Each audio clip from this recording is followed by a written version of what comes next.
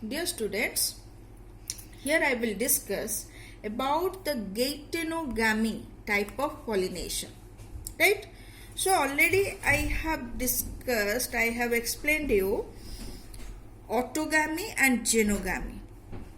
Right? And you know, on the basis of the source of pollen grain, the pollinations are of three types: autogamy, Geitonogamy and genogamy.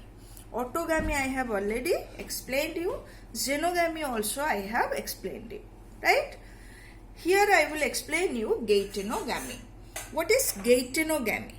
So, like xenogamy, in Geitonogamy, pollen grains are transferred from one flower to another flower.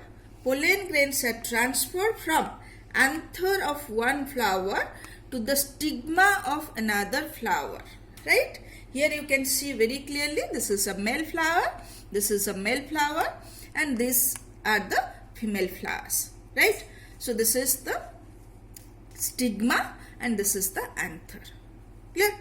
Then if it is like xenogamy, anthers are transferred from one flower to the stigma of another flower, then how it is different from genogamy?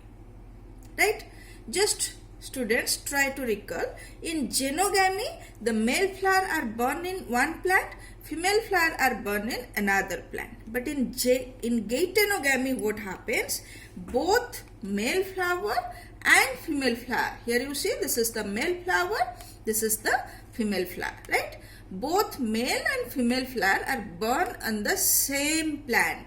That means in genogamy, the pollination takes place in a dioecious plant and dioecious flower. That involves dioecious plant and dioecious flower. But here, dioecious flower, that means unisexual male and female, different male and female flower, but born on the same plant. That means plant is monoecious but flowers are dioecious. Clear? So now, what is Geitonogamy? It is the transfer of pollen grains from anther of one flower to stigma of another flower of the same plant is called Geitonogamy.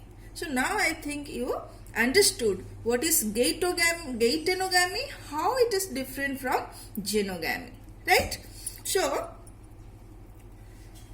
then here one more thing you should remember, that this Geitonogamy is self-pollination, or we can say autogamy genetically.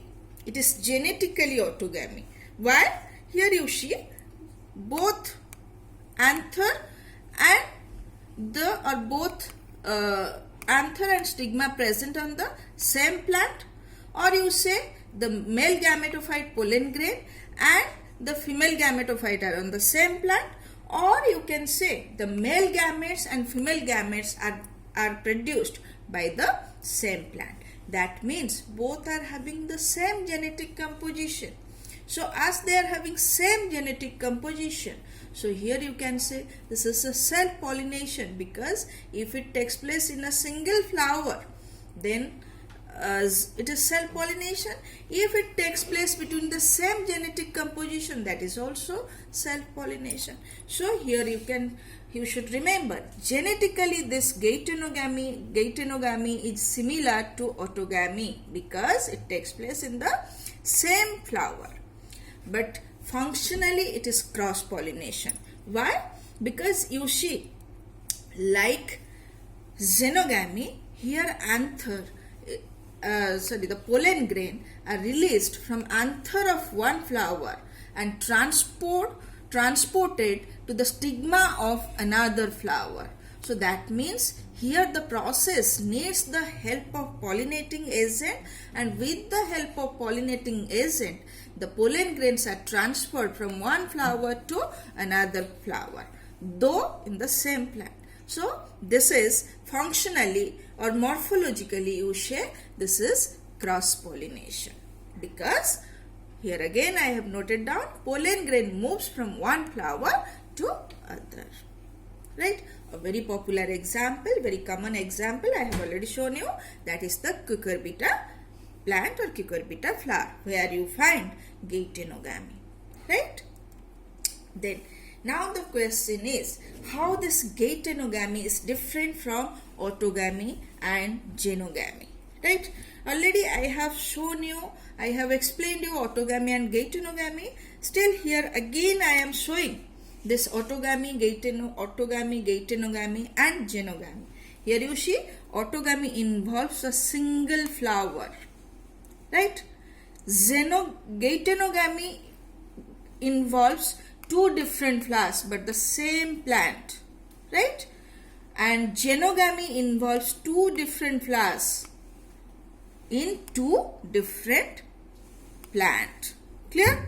So this is the main difference between autogamy, gaetenogamy and genogamy. So autogamy is transfer of pollen grain from anther to stigma of the same flower. Noted down, it is in the same flower. But gaetenogamy is from one flower to stigma of another flower but in the same plant. Noted down, it is same flower. Gaetenogamy is same plant. But genogamy is two different flower and two different plant of the same species. Similarly, here autogamy autogamy takes place in case of monoecious flower, that means bisexual flower, and the plant also can be called monoecious or bisexual.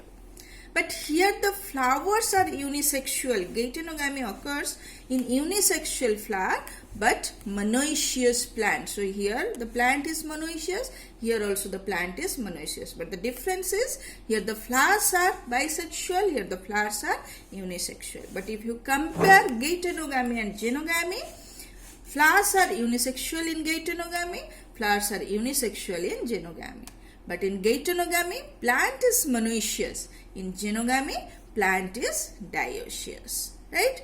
Again I repeat, in autogamy, plant is monoecious. In gaetenogamy, plant is monoecious. But genogamy, plant is dioecious. Clear?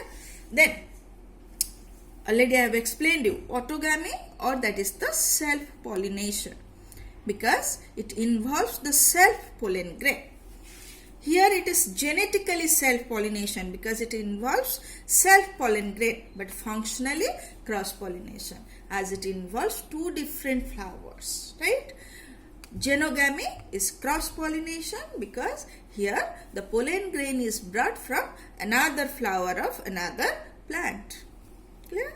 Then in autogamy, there is no external agent required. I have already explained that the dehiscence of anther, that force is sufficient to transfer the pollen grain from anther to stigma of the same flower. Right? So there is no need of any external agent. But in case of gaetenogamy, like genogamy, there is the need of external agent. So in gaetenogamy and in genogamy, in both the cases, external agent is required. Right? In autogamy, being self-pollen grain, or the male gametes produced by the same plant fertilize the female gamete, so there is no genetic variation. In gaetenogamy also, both male and female gamete belongs to the same plant, so there is no genetic variation. But in genogamy, as the male gamete is produced by one plant and female gamete is produced by another plant, so here genetic variation takes place. Right?